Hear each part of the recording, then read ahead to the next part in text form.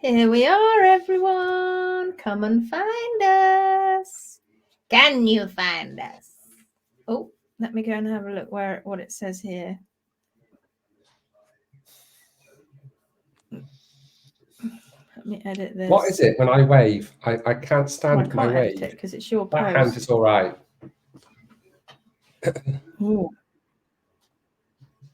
That hand's, when I wave with this hand, my little finger's got a mind of its own. Why are you breaking up? It's very odd. Oh, am I? Oh, hold on. Let me see if I got to change my setting. Oh, yeah. It goes, but on that hand, it doesn't. Nobody's coming along, Gary. I've got this awful feeling. You need to go and edit your... Well, you're just saying it's starting now. Oh, I don't know why that's... Oh, here's one. If you click on it, what does it do?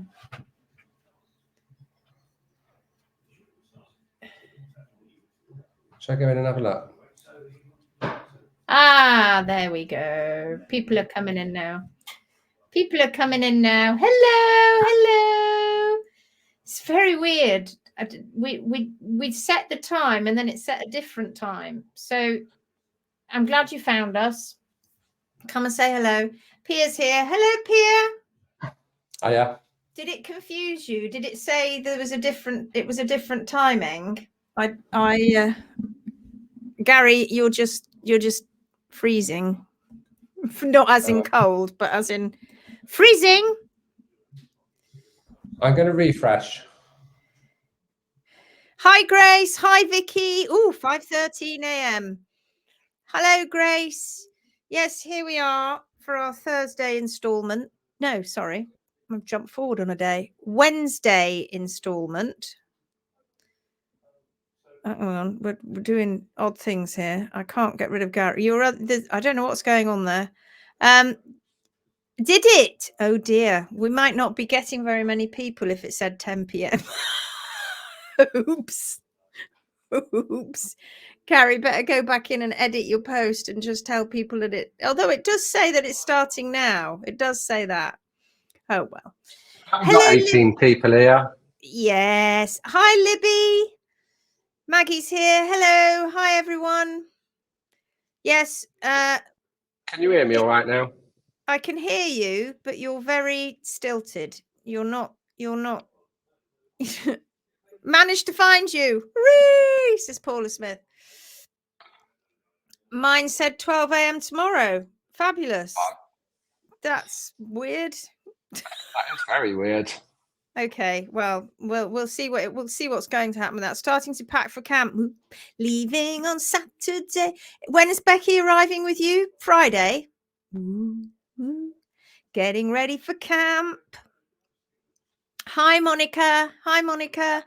Angela's here. Hello. Hi, guys. Julie. Hi from chilly Scotland. Yes, I've put the fire on today in our front room because it's cold here too, but probably not as cold as it is in Scotland. Jackie's here. Hello, Jackie Berry. Hi, everyone. Good morning, says Joe. Good morning. How many different time zones? What's the difference between New Zealand and Australia? Or is that like you can't really answer that because there are so many different time zones in Australia because it's so big? What? Tell me more. Tell me more about that. But it's the same in the US as well, of course. There are time zones in the US, aren't there? Whereas we in Europe, well, the UK, and isn't it something like the UK and parts of Portugal and South Africa, because they're all on the same latitudinal line, that they are the same time? It's like the UK and Tenerife are the same, aren't they? Yeah, that's right. So all down that side. Oh, we've done good morning from Joe. 7:15 a.m. in New Zealand. What is it in Aussie? Hi, Ramona. And is that the same? Good to see you. And is that the same all over New Zealand? Deb in Shropshire, 8:15 p.m. Yeah. 8:15 p.m. It's 9:15 or 9:16 p.m. here. New Zealand is 2 hours in front of Australia. Right, okay. But not all of it, though. Surely it's right, whatever. Oh, look, we've got Lancelot. Hello, Lancelot. Oh, look at him. Oh, he's lovely. Is he settled in now, Gary? Yes, I've got a Gussington waiting to pounce. Wonder if I can show you. Oh, Gussie. It's a cat, Gus. Oh, no. He doesn't look bothered at all, does he, Lancelot? Oh, he's not.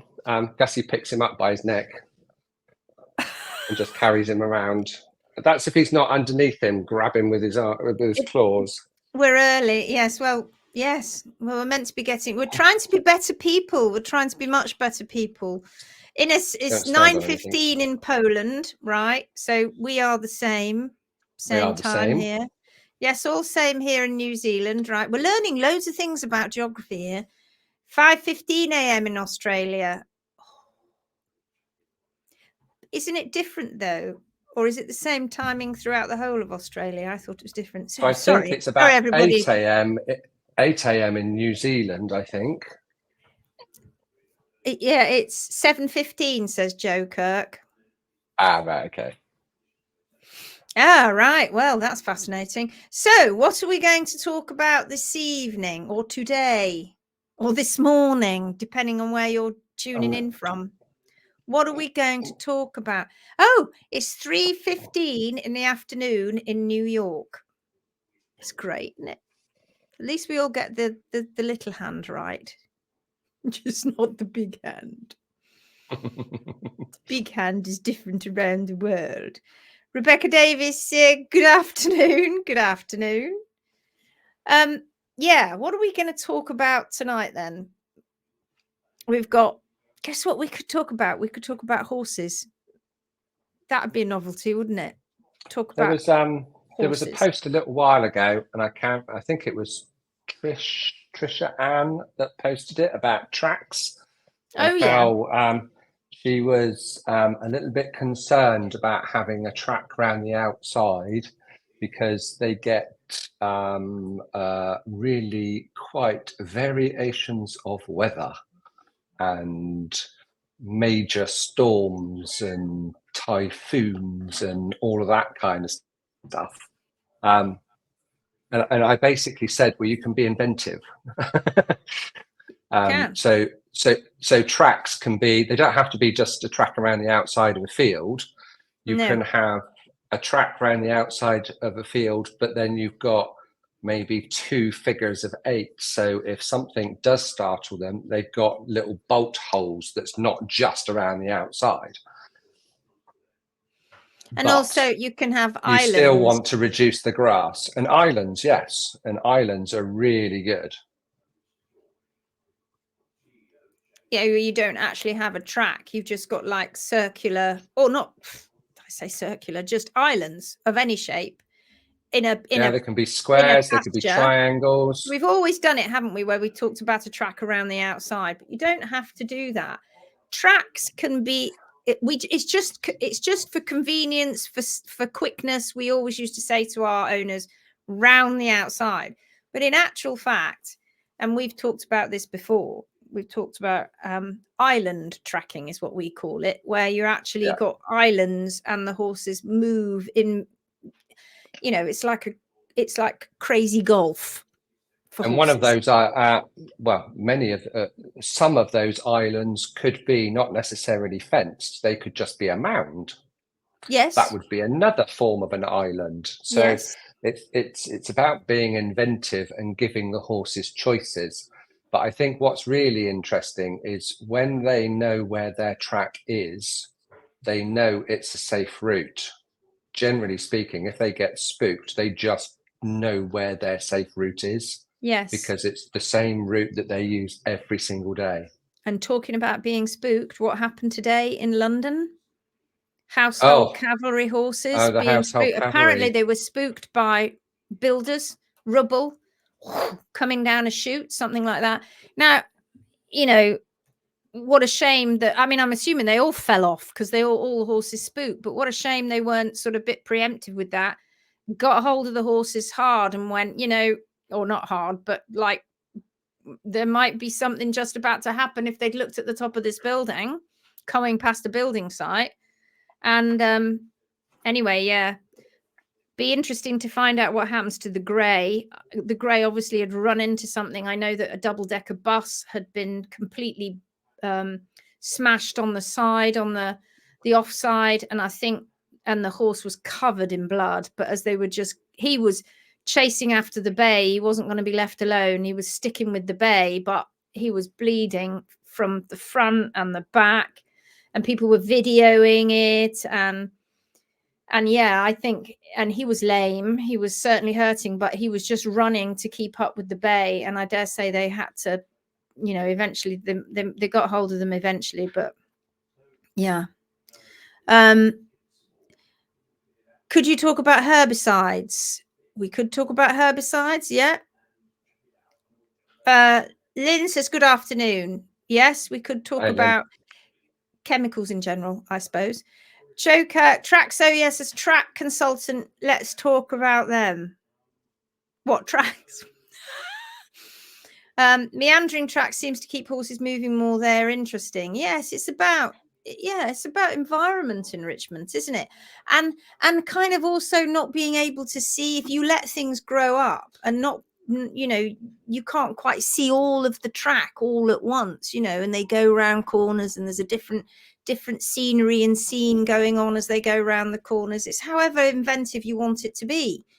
Being doing tracks for 20 years, think I have a track fetish. I've been doing it for 20 years. I've been doing it for over 20 years. Me too. It's funny that I've known about tracks for all of those years. I've got one of my fields tracked like a passport queuing system, and the horses love galloping around it. Yeah, and I had a sort of concentric thing too going on, where you went up and down. I was talking to the lovely Kathleen Rochelle today from Wisconsin. She had her private one-to-one VIP session, and we had a lovely session. Went on for about an hour and 3/4, I think. She sent me photos and stuff, but she took me around so she wasn't doing a trim, but she took me around where she keeps the horses, and I met the horses, and then I saw the big barn, and then she's hoping to put a track around one part of the field, but she had a great area that was sort of tracked. And then she had this big wide area in front of the barn, but they'd put a fence down the middle of it. So you had to go around it. You know, we've seen people do that. And that was working, but it's really interesting. Are people getting really interested in, well, it's a great way of getting rid of the grass and increasing movement, and horses just love it. Also, it's about what you've got available to you, isn't it? Because if you've got a section of woodland, you can go round it, you could go through it. There's the options are endless. I think Joe Kirk's got a bit of woodland. I've seen woodland with Bonnie Curlis. She's also got a bit of woodland that they're going through. Well, a coppice, maybe, not necessarily woodland. Dawn says, you've talked about toe callus a lot. I noticed the other day on Oscar's back foot where a chunk broke off. He's put a callus down the outside of his sole on his quarters. Guess this is normal to replace what is lost. Of course. Yeah. Yep, the sole responds. Absolutely. It has to step up. It doesn't have any other option. So brilliant observation. Good evening. We are talking about adding our riding. Oh, arena and adding. Oh, Jackie, I love your messages. You have to go. Right, wait for the next one. Adding our riding arena into a track system. Yes, that's a great idea. If you're not too precious about your riding arena, then you can, because they love it. It's sand, and they can, or whatever it is, composite material, whatever, rubber base, and they can roll in it, and it's a great addition to a tracks. You know, those kind of soft areas. Vida the grey. You know details. You know details. Excellent, Angela. Vida the grey was called. The grey has had some surgery. All the horses have been checked and are going to be okay. Yes, it's a little bit high profile, that grey now, isn't it? Everybody's going to be wanting to know what happened. I wonder what happened to Vida. Hello from Czech. There you are. I am here, she said. Yeah, we had a great chat this afternoon, didn't we? That was really good. And I very much enjoyed you taking me around the property and showing me everywhere and the massive barn. You'd have been jealous, Gary. It was fantastic. Angela's here. Hello from South France. Bonsoir. Bonsoir. Tuning in from South France. Yes, bonsoir. Yes, Vida. Ooh, might have to Google that later and have a look. I don't know if it was Vida that ran into the double-decker bus, but there was also a people carrier that got damaged as well. Poor horses. All shod on all four, I noticed. All of them. So that would have been a bit scary and slippy. And you can't stop. You see, that's another thing. Diddle-um, diddle-um, diddle-um, diddle-um, and a vehicle comes in front of them and they go to put the brakes on and they just slide. And loads of sparks. They can't actually stop properly because they're on skates. It's such a mad thing to do. Well, they probably had some road nails in there to, give them grip. Hi, Karen Davies. Hello. So, herbicides. So herbicides can be a problem. Of course they can. And if you have horses that are subjected to any form of chemical, including us as well, and it is potentially going to cause a problem because they can be cumulative, can't they, in the body? And also it can cause all sorts of issues when they're spraying these herbicides, when the wind catches them, and if you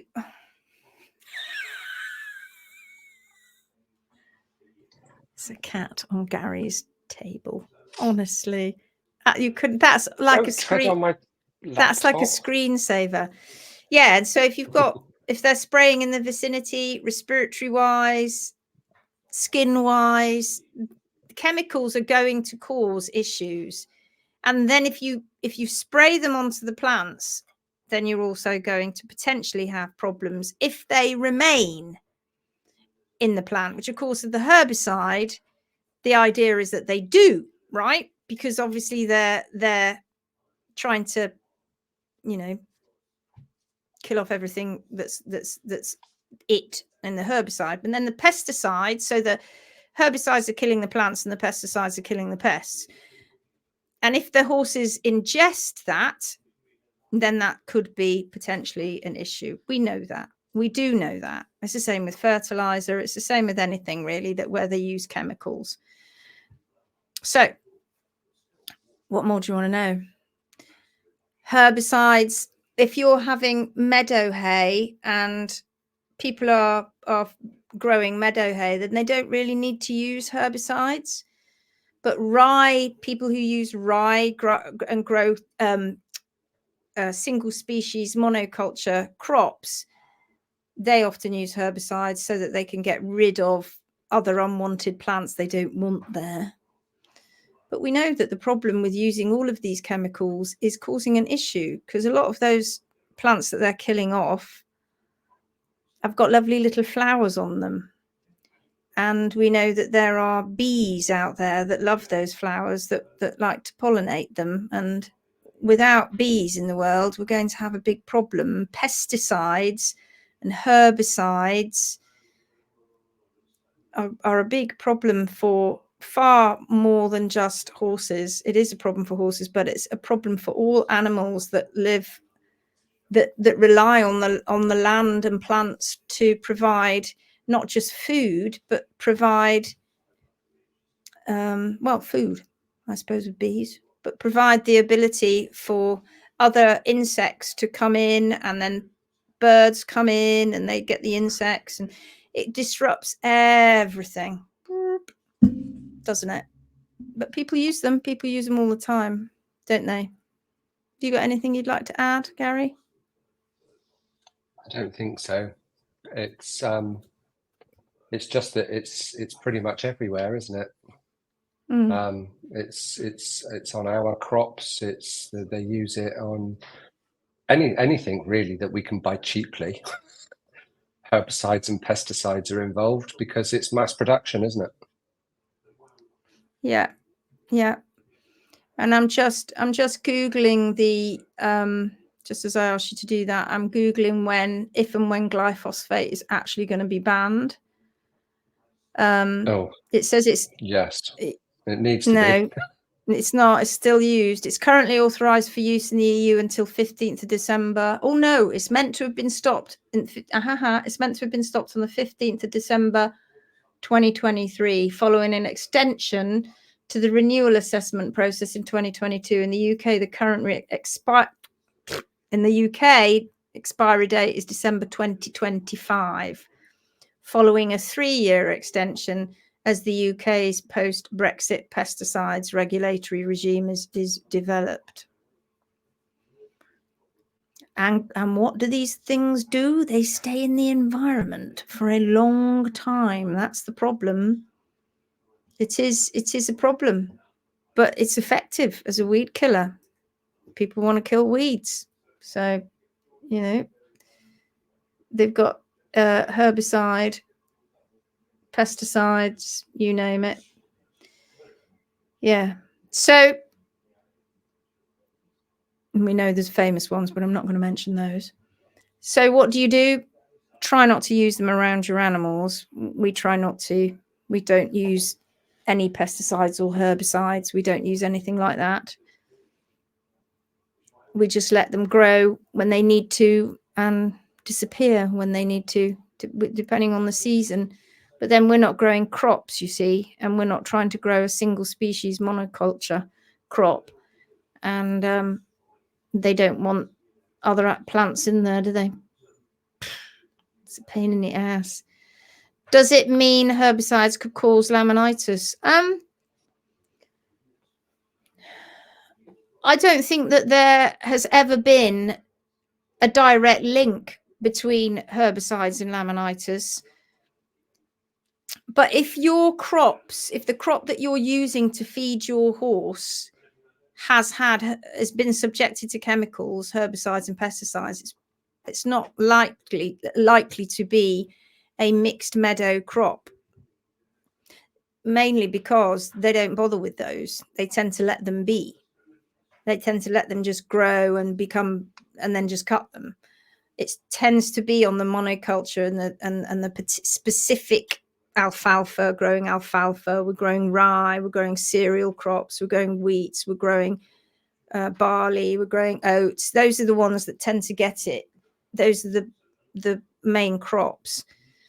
So we try and avoid it. That's another reason for using mixed meadow, grasses, is that we try to avoid that. But of course, even crops like timothy, which are an orchard grass, if they're grown as a monoculture, then again, this can be an issue if they're treating them. What we know is that you still can have problems with animals when their hay that they're getting has been subjected to chemicals. But think of the bagged feeds. People are feeding bagged feeds. Do you know where they came from? Do you know, a lot of bag feeds a lot of them contain products that are waste products from the human food industry, like scrapings off the floor, like speedy beet or sugar beet.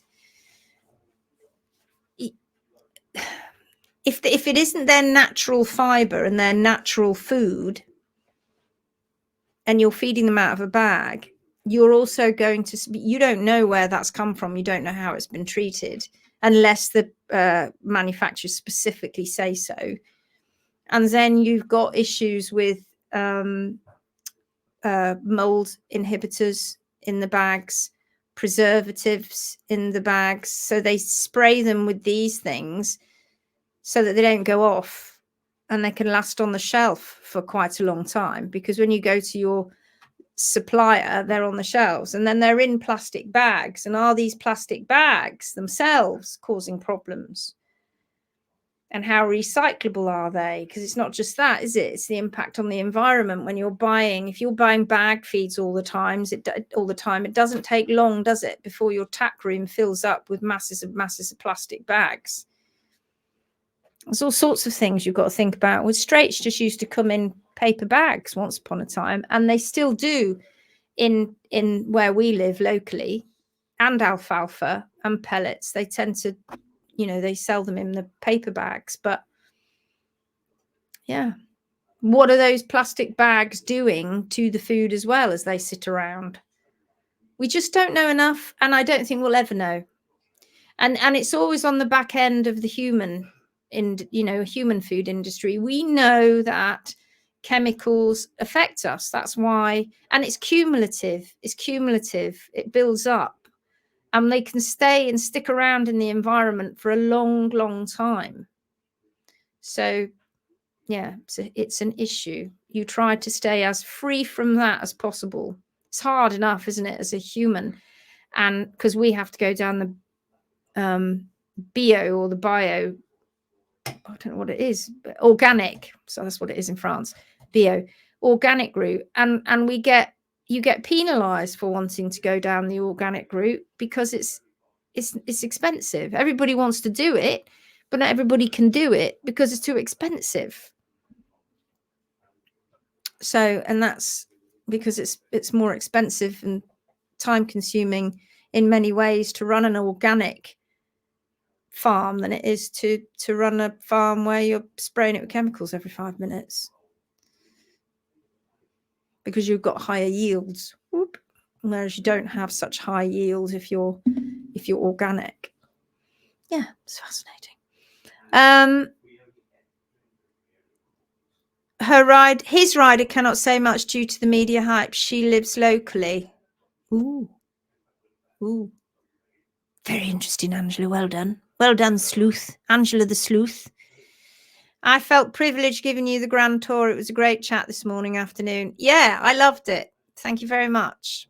Thank you. Cattail. Does it mean herbicides could go? We've done that one. Oh, I'm late. You're not late. Well, you are, but that's not your fault. It's probably Gary's and StreamYard's. I don't know, but good to see you, Meta. What is the best way to get rid of sycamore? We have thousands of them in our fields.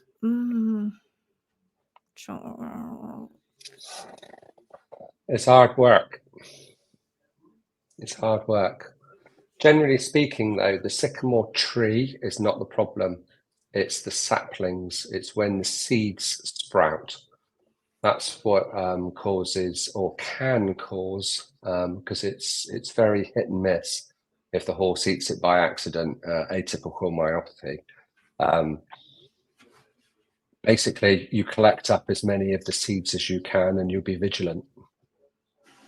But an adult tree itself is not the problem. It's the saplings. A lot of people just chop them down because it makes it easier around horses, and I get that. I totally get that. Just chop the sycamores down. But are we talking about saplings now, or are we talking you've got lots of sycamore trees? Because chopping them all down is probably, if you've got lots of trees, that's probably going to be a much bigger job. It's going to probably be a problem. Yeah, it's going to be a problem. Oh, save the trees. Deb Jacks, I'm sure my mare's first laminitis episode was due to herbicide. She's now so sensitive to everything. Chemicals are a problem when they get inside the body. They do funny things. They can stay and remain and accumulate. And when we've got, and then it gets passed on through the food chain. Obviously, we're not eating the horses. Well, we'll try not to eat them, but that is actually what happens to us as well. We get it passed on through the food chain. I've known of horses that have been really quite healthy and they come down with laminitis when a neighbouring farm has been sprayed, and it's just had drift. Now, was it caused by those chemicals directly or not? who knows? I've heard several reports of that happening, and they see this film on top of their water, and if the wind is blowing in the right direction, it can travel for miles, can't it? It can. It can. So there's like Lindsay said before, there's so much that we don't know. But generally, these they're toxic, aren't they? These chemicals. They're doing a toxic job. Yeah. They're killing something. Yes. That's what they're doing. They're killing something. So yes. Is it going to be healthy if it gets into our bloodstream or our horses? No, it's not. No, it's not. It's not healthy, is it? Bit behind here with the subject, but my tip, if anyone looking for land for good and interesting tracks, focus on finding worthless, hilly, impossible land. We always say that. We always tell people. And you don't have to look for masses of land. Scrubland, quarries, they're great. Quarries are good because you don't need to buy any stone. No, old woods that have a little bit of, where you can make openings if need be. Lots of different ways to buy land that nobody else wants. Many of my clients have bought really hilly pastures because nobody else wanted them, and they can track up and down, and then they can actually even cut into them and make flat areas. You just got to be a little bit inventive and have somebody who's very, very good with a digger and not very frightened of steep slopes.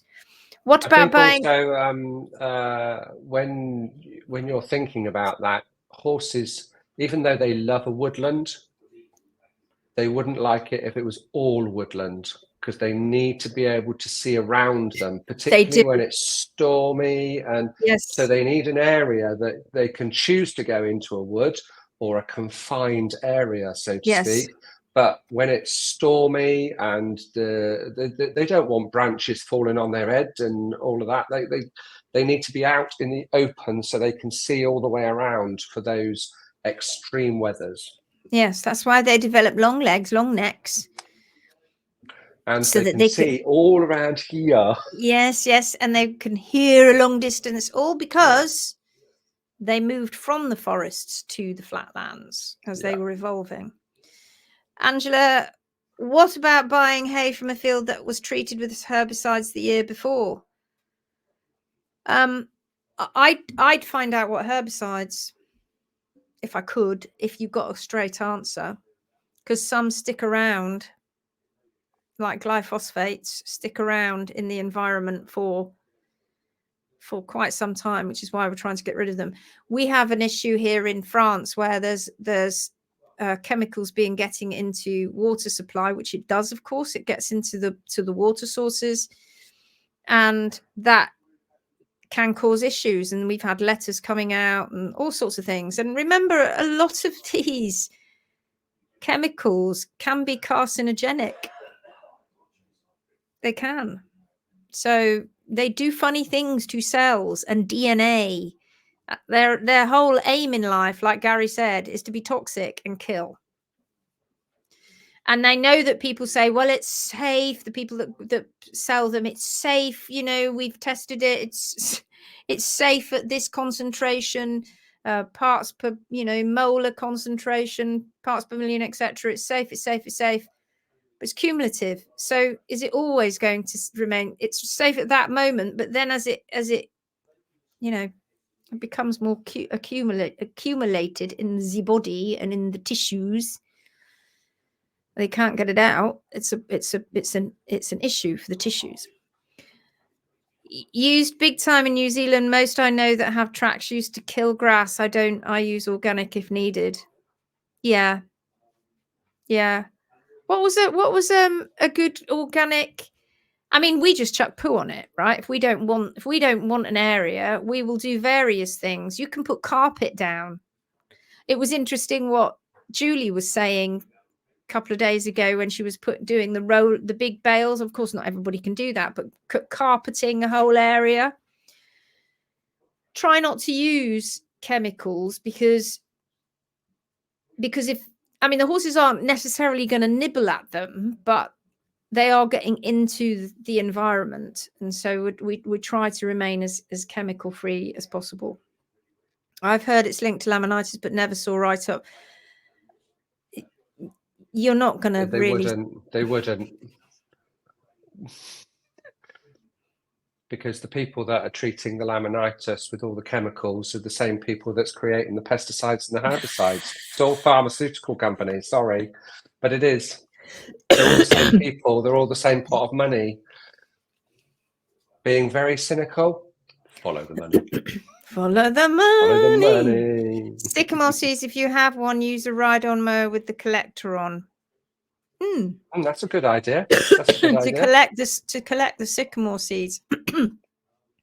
Or you can get those blowers, can't you? You get the blowers, but then you can turn them the other way so they suck, and then they can suck up all the seeds. That might be a good investment. Get a pig. I don't know it. I don't know if Emily eats. We haven't got any sycamore around ours. I haven't seen any sycamore around here. No. Have you, Rach? No, Rach hasn't seen any either. No, we've got prickly. Yes, we've got prickly ash. Prickly ash. Elm. Chestnuts. Yeah. Chestnuts. Pollarding the trees can be effective for some years. Yeah. Gary, would you know offhand the best type of forest to try to grow in sandy ground that's also strong to withstand winds?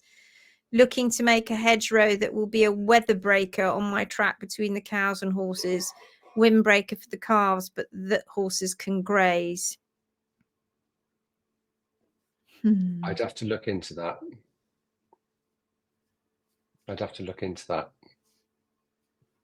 Yeah, because it's all about the rooting system. Yeah, you'd want something that had a really decent rooting system so it can grab hold, which also actually means that they're usually quite low growing, because they don't want to have, because if they've got to cope with the winds, the taller that they get, the more likely they're just going to snap off. So to get something that's growing tall, that is going to be strong enough and safe, yeah, that would take me a bit of thinking. Yeah, and it'd have to be deep rooted. It'd be an interesting one. Yes, that it would. Yeah, these toxic chemicals are awful. They are. Went to see my mare today. She's out on the hills. They don't fertilize their fields and just natural land. Checked her feet too. Very good. So you've got more than one horse then, Anne? Glutton for punishment. As if the Suffolk punch wasn't enough. You have more. How many more do you have, Anne? Yeah, glyphosate. Farmer going to grow. Yeah, glyphosate. They're holding on for as long as they can because it's used throughout the world, and it won't get banned everywhere. It really, really won't. It's just in my village, in the village of Lison, where I live, they have big signs, well, not big signs, but signs up saying that we are a chemical-free village. So there are villages that do that try, that want to be chemical-free. They want people not to use chemicals, which is quite a nice idea to do things like that. Any advice on sarcoids? Leave them, treat them, how? Any chance of them disappearing on their own? Oh, there's loads of questions there. Just nipping back before we say that, I was told to use vinegar. Yeah, vinegar and washing up liquid, I think was the, but I mean, I think that's what's this? It's a weed killer. Yeah, wasn't it? Vinegar. A safer weed killer is a mixture of exactly what you just said, also with salt. And salt. But that is going to kill the plant. But then you've also got to think about what's in the soil. There's a lot of nice bugs that are in the soil too. So that's going to be toxic to them too. So washing up liquid. It's a bit of a way up. The washing up liquid is really just to make the salt and the vinegar stick to the leaves of the plant. That's what that's for. But that in itself is not very pleasant to put into the environment, is it? No. So yes, it does what you want to the plants, but it doesn't necessarily do what you want it to in the ground, where we've got all of these nice worms and bugs, and yeah, it's not going to be very nice for them. No. Going back to this then, any advice on sarcoids? Leave them, treat them how? Any chance of them disappearing on their own? Well, they are interesting, sarcoids. I have treated them myself with and I couldn't even tell you what the solution was now on my own, and we've used it on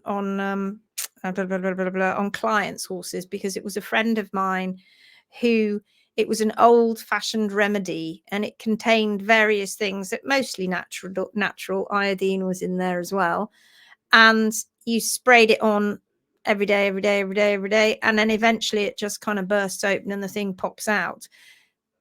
It worked very effectively, but will it work on all of them?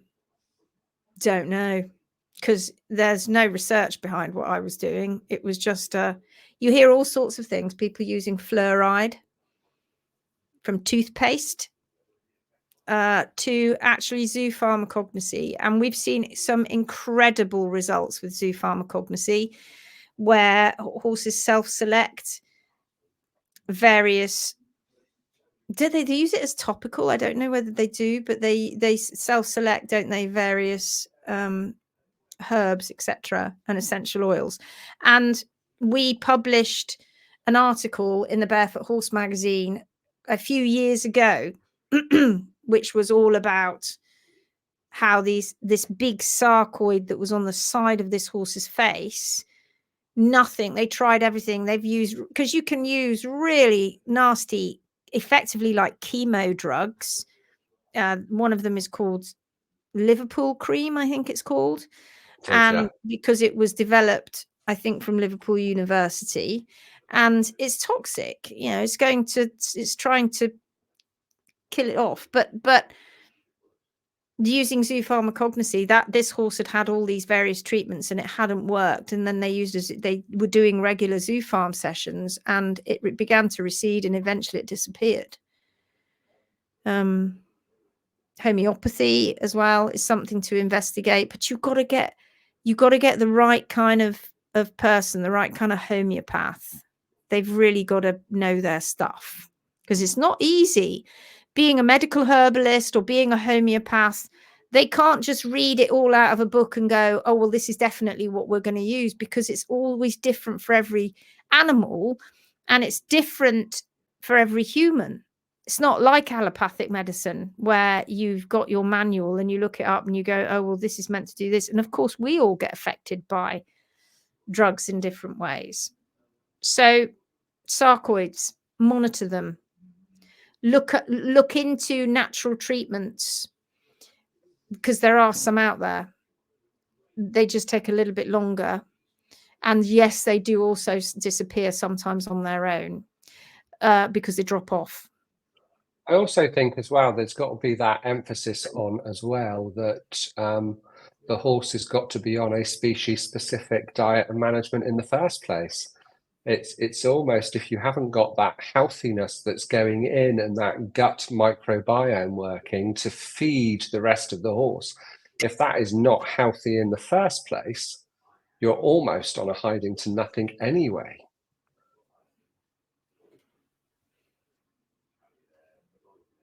Indeed.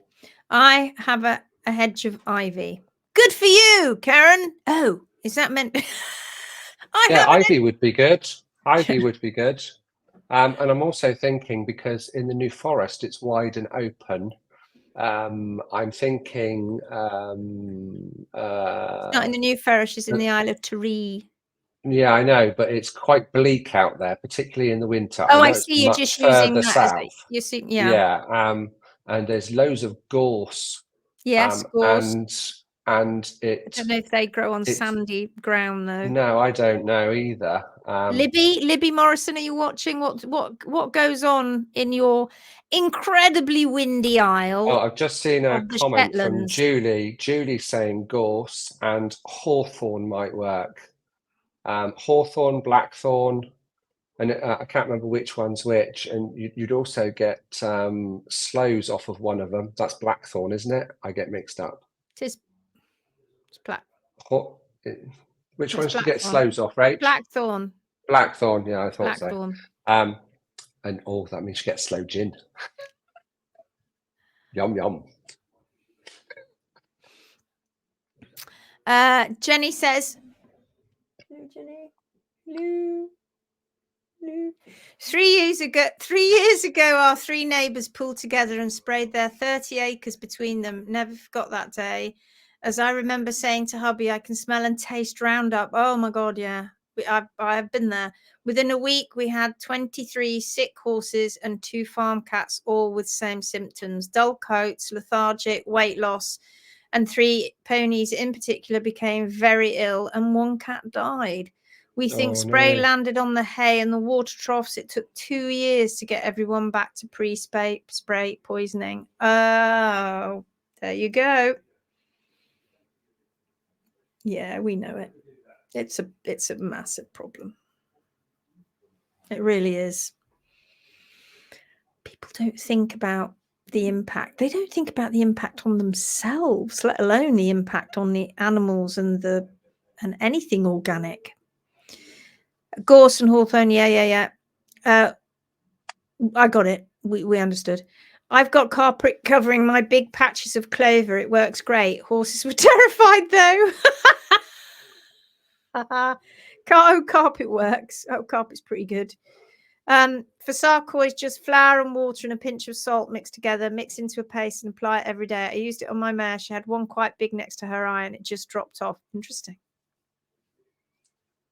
Interesting. I'm really interested about that. That is interesting. Yeah, me too. I've got a new client that I've just taken on. Well, this new horse to a client that I've had for years, and has got sarcoids in between her back legs, on her belly, and she's got them over one eye as well. But the trouble is with sarcoids, they can be like icebergs. Yes, you don't know what's going on underneath the skin or underneath, do you? I mean, they're usually isolated and normally benign, but you don't know what's going on inside. And also, when they clump together, they can start restricting things and causing problems. You often see them around their bottom, don't you? Graze, they accumulate. Yeah, graze is very susceptible, isn't it? Isn't it interesting? Yeah.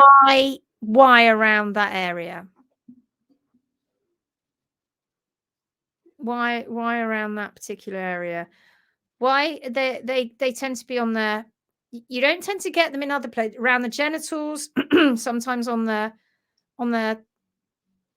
ventral areas, around their tummies, etc., around their back end, their vulvas, their anuses, around the eyes. Very specific places. Why? Caroline Ingraham advised Ari the oils and herbs to offer for sarcoids. Using Zoopharm sessions resulted in our boy expelling several large sarcoids. Yeah, good. It really is effective if you get it right. You've got to get it right, though, right? Yeah, and every animal will choose something different. Every animal will choose something different. There's no, you can have a range of things, but on one day or 1 week, they would choose a number of oils, herbs, powders, whatever. But then the next week they'll want something else because something has progressed and they need something different. It's not a complicated process, but you have to be on it. Yeah, indeed. Yeah. I was putting iodine on Squire's feet and I laughed with Alex that it disappeared into my skin after getting it on my hands. I then watched a Facebook video that said you can check low iron levels with iodine if it disappears into your arm. I need a better diet. Yeah, I mean, you hear all sorts of things about that, and iodine being that your body will stop absorbing iodine when it's had enough. you'll hear things like that too. But iodine itself can be an irritant to the skin if it's used too much, but equally it kills bugs. But we know something else that's better than that, don't we? Lucillin. Also from a zoopharmacognosy perspective, if you've got a wound, an open wound, and the animal says okay, if you get the essential oil, which is yarrow or German chamomile, it's like blue ink. It's really pure, and as long as the animal lets you, you can put that on to that open wound, and the blue ink disappears inside the wound, and you keep applying it until there's a blue tinge that sits on top, and you do that 2 or 3 times a day, and then that yarrow helps to speed up the granulation of that tissue. It could be yarrow or German chamomile. Yeah. You can do it with either, because they've got this blue constituent, and I forget what it's called. And then if it also it deters the flies, it deters flies too. And you can also put green clay on top of that when you've finished. And then the flies don't touch it, and of course the wound is left open so it can do its thing. And it's Camarzaline. Camarzaline, yes. Camarzaline. I don't remember big words like that. I don't use them every day. I just googled it. Good old Google. Yeah. Gorse does grow in sandy ground. Well, there you go. You go. Gorse would be a good one. Yeah. And they love the flowers as well, full of antioxidants. Well, there you are. Da-dum. I'm also having trouble with Barefoot Mag subscription. Aren't we all at the moment? We've had a bit of an issue it's been an absolute hideous nightmare. We've tried to keep very quiet about it over the last 6 months, but we've had massive server issues, and because we have such a massive database. We're not just one database, a lot of databases, and such a lot of data. We were having to migrate across to a different server, and we've had a lot of problems. So if you're having any problem with your mag subscription, then do contact us, and then we'll see if we can sort it out. We are coming back online now properly, gradually, but it has been a very tortuous time for the magazine, and there may be some changes for the Barefoot magazine going forward. We may be making some changes because the cost of print has gone rocketing. It's so expensive to print now. It used to be back in the day when we started that you could do short print runs, and it was expensive, but it was okay, but nowadays the cost of paper has rocketed, especially after Brexit, and things like the Ukraine war affect it. All these sorts of things have affected it, and paper has just gone through the roof. So we're having talks about what's going to go on with the Barefoot Horse magazine and the future of it, actually, because of crippling print prices. It's dreadful. I will send you pictures. Please do. I'd be interested in your flour and water pancake mix. I'd be very interested in your pancake mix. I'd like to know. I lived less than 20 miles from Monsanto. I didn't bring that word up. You said it yourself, maker of Roundup. Oh, and I didn't say that one either. That's just come up in a comment. You didn't hear me say it. Everyone who worked there that I knew died of cancer before our time. Whoops, just pop that off the screen there. Did everybody see that? It's probably going on YouTube later. My friends lost their mare after she had eaten unwashed carrots. There were chemicals. We just don't know. Around the back end is usually melanomas, not sarcoids. I have a grey with loads around her anus and between her udder. Very sad, looks awful. The flower and water does not work for melanomas, no, because they're slightly different, aren't they? They are different entities. You can get sarcoids around the genital area, though. But yes, when they clump together like that, they are often melanomas. Celia, hi, just turned up. Off topic, but are you looking forward to your camp? I know it sounds full on, but what will be somewhat of a holiday? You've got to be kidding, haven't you? We are looking forward to it, I have to say. We are very much looking forward to it, and having 40 students. 40. There'll be probably about 50. Probably about 50 of us, I should think. So there's about 50 of us in total. Yeah, so that's going to be awesome, full on. It's going to be great to catch up with everybody in the flesh, so to speak. Yeah, we're getting excited. It's getting closer. Yeah. We're collecting legs on Saturday, and the leg man said, "Do you think you're going to have enough room to collect all the legs?" And Gary and I are like, so we're taking a horse trailer. That was always the plan anyway, to put all the legs in. They go in wheelie bins, but we have to have an awful lot of legs. And as awful as it sounds, right? And it is awful. You know, here we are dealing with a beloved horse's, somebody's beloved horse's leg, and a horse's, you know, horses themselves. It's awful. But we learn such a lot from these legs. We really, really do. And we never know what we're going to see until we start getting them out. You know, like last year when we had that really, really high heeled one. And I mean, it's dreadfully awful, but we learn tons from it because we go through so many. These aren't just small sample sizes. You know, the scientific world has been plagued by ridiculously small sample sizes, and particularly in the equine hoof care science.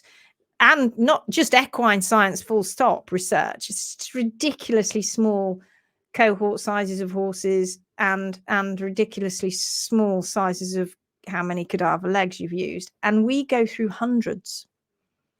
Well, last year we worked out with all of our workshops and our training camp in the UK in 2023, we got through over 1,000 legs. So that's all horses that obviously are deceased for one reason or another. Sometimes you can assume that it was hoof care related, and sometimes it's not. But along with the many hundreds of horses that we see in a year as well, we specialize in horses' feet. A lot of them, and we don't take anything for granted when we see these feet, particularly the complex ones. Oh my God, do we make the most of this opportunity? So the way that we look at it is so these animals didn't die in vain, so we can actually get to see what is going on inside as well as the outside. We never take it for granted, and that's how we got to know as much as we have over the years. You think we've been doing these workshops now for over 10 years, so we've gone through thousands and thousands and thousands of legs, as well as hundreds and thousands of actually living horses that we've rehabbed. How many thousands? Evidence-based research. How many? Yeah, but we didn't write it up. We didn't get published, Gary. How many? We didn't get published. No. How many legs do the big labs use, or the well-known labs of very well-known scientists like Pollitt, Van Epps, Bowker? How many do they get through? If you go and have a look at their studies and you go and have a look at how many horses they use, they're ridiculously small cohorts. Yeah. So, and ridiculously small amount of legs. I mean, over the years, they'll have gone through a few hundred, but we've gone through thousands and thousands. Yeah. Have emailed the BHM support address, but no reply. Who do I contact? Oh, what support at barefoothorsemag.com? It's Gary. It's his fault if he's not responded. Bless him. Although Tim is meant to be taking over, but I don't actually know when that's going to happen either.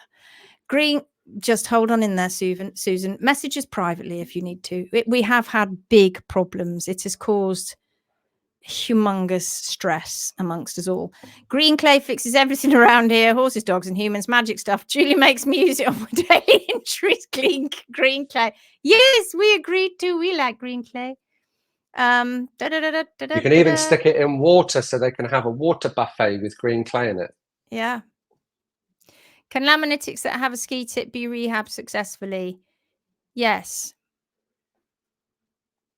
But not if it then goes into ski tip and osteo. It depends. Ski tip, just a little bit of a ski tip. Ski tip with substantial osteonecrosis, then continued soundness is not going to be something you're going to be looking at. You may be looking at a life in boots or a life of very, so a ski tip in itself. Share the x-rays with us. Yeah, and when we get situations where we have horses with penetration and we rehab them, when you look at the x-rays after rehab, then P3 can have lost a little bit of its tip because it was in penetration and there's no hoof wall in play. So even though we're protecting those animals, they haven't had their pillar of support there. And so even though you bring them back and you get them off the tip, during the time they were on their tip, things were happening to that bone. But yeah, they can, it depends how much, and it depends on the horse too. It also depends on what other things are going on, because it might not just be the ski tip. You might have arthritis, you might have ring bone. There's all of those things that are going on that you really need to be able to see inside the foot. That's why we always say we don't need x-rays to tell us where P3 is. We don't need that at all. We know where the bones are. We know that by following the true hard sole plane. But what we don't know is we don't know the state of the joints or the bones. So that's why x-rays are important to manage expectations. Yeah. And it's a shame. I mean, there was somebody arguing on Gorsworth's track livery post, the post where she put two hooves up, where Bethan put two hooves up, and one was showing quite a big wedge, and then the other foot showing the wedge is, very much reduced.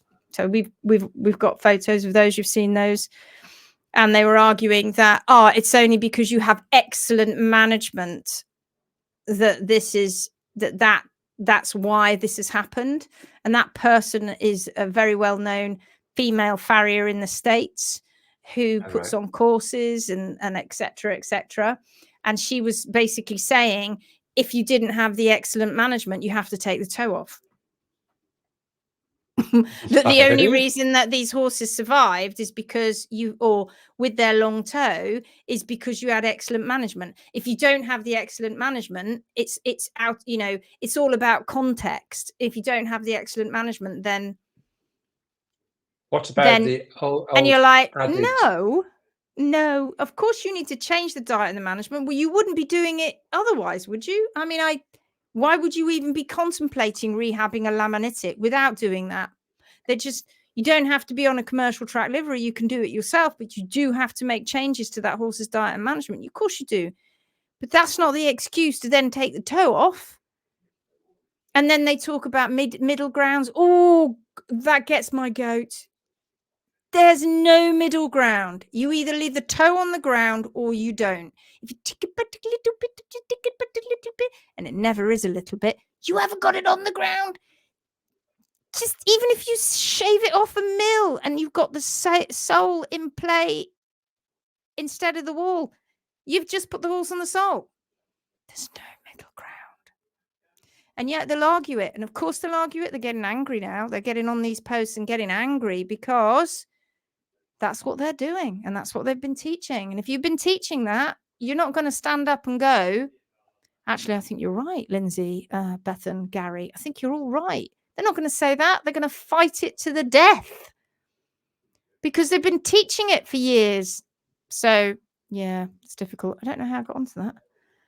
So what's the old saying? 2 wrongs don't make a right.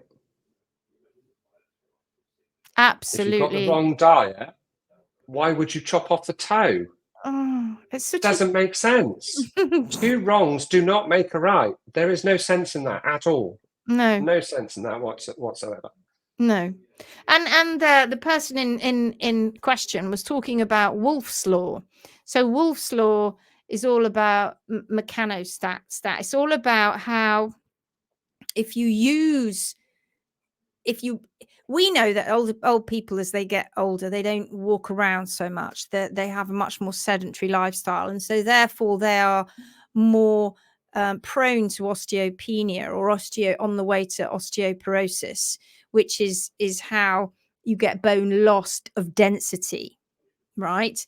And so the opposite of that is where you get where the bones are adaptive. Should we say that's a better way of putting it? Functionally adaptive to what's going on. So if you move a lot more, then you're likely to have stronger bones.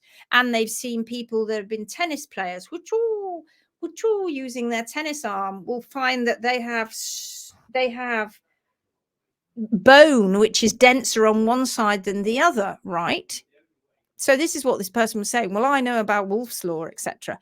That's not the same. And incidentally, what wasn't mentioned, and maybe this person doesn't know about that, but Wolff's law, where it is increasing in density, is also because it's attached to muscles, and it's the muscles and that mechanical movement because of the muscles that are causing that, right?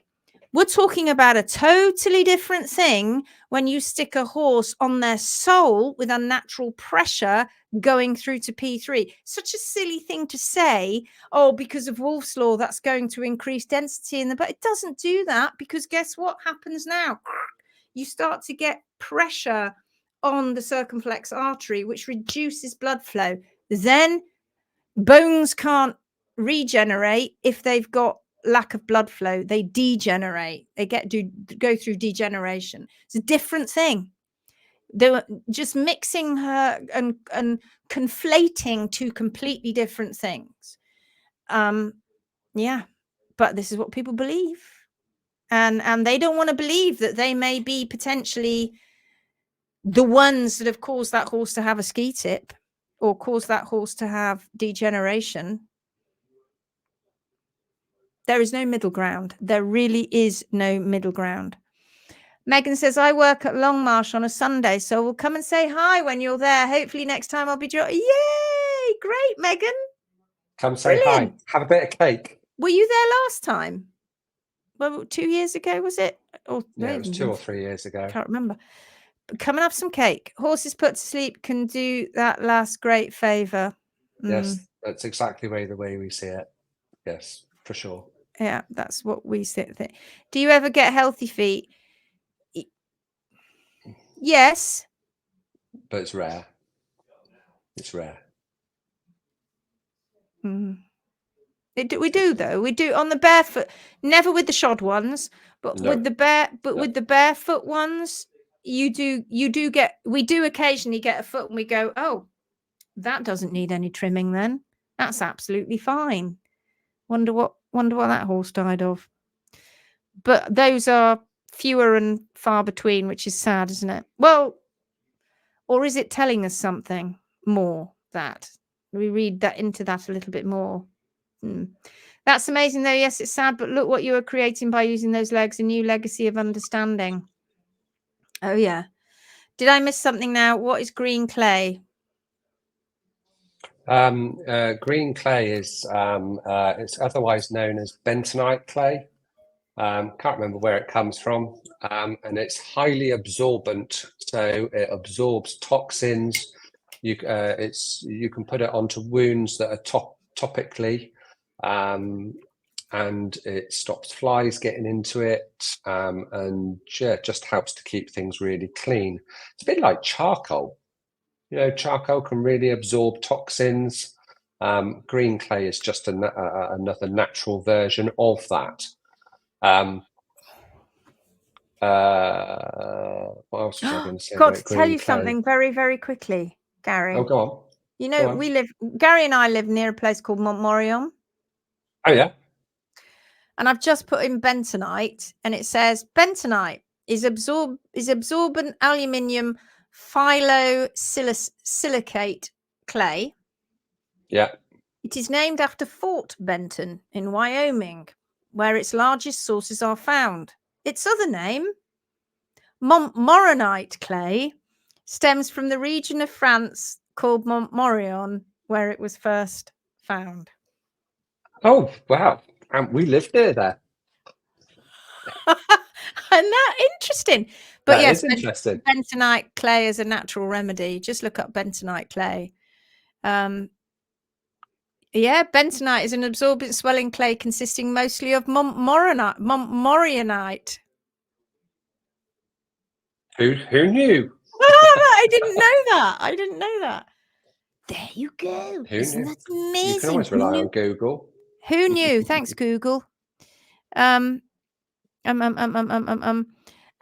hi, late to the party. Well, you can always watch it and catch up. If you keep on doing what you've always done, you'll keep on getting what you always got. Totally, 100%. Ain't never going to change. Like So right. Einstein said, definition of insanity, keep doing the same thing over and over and expecting a different result. No, I wasn't there last time. Cake sounds fab. It will be fab. Okay, folks, we've done an hour and 10. It was quite a quiet one today, I think. It's quite a quiet, just Perhaps sort of that's because I may have buckered up the time. I promise I'll buck up. No, I'm not blaming you. I mean, quiet. We were a bit quiet today. I think it was a quiet conversation today. I didn't get too animated, and neither did you. This was all just general questions. It was quite nice general questions.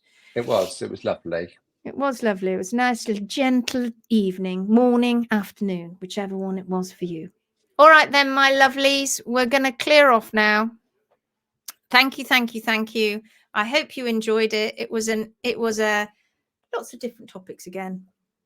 So tomorrow will be the last night before we are off on our training camp. So there'll be nothing on Friday. Nothing on Friday. Maybe something on Saturday, depending on when we get in, and if the hotel Wi-Fi is good enough. If the hotel Wi-Fi is good enough, we may do Saturday. Maybe Sunday. Probably not Sunday. And then we will try and see you and give you an update on what's been going on each day if we can on next week, because we won't leave you high and dry. We'll still keep it going next week. All right, my chumps. See you soon. I hope you have a lovely evening. Sleep well for those of you it's in the evening. Will you do a live with you all day or morning, yes, wherever you are. Or have a great day. Thank you. Hope the train goes good. Well, we'll see you tomorrow. So we'll see you tomorrow. All right, my loves. See you soon tomorrow. Bye-bye. Take care. Bye.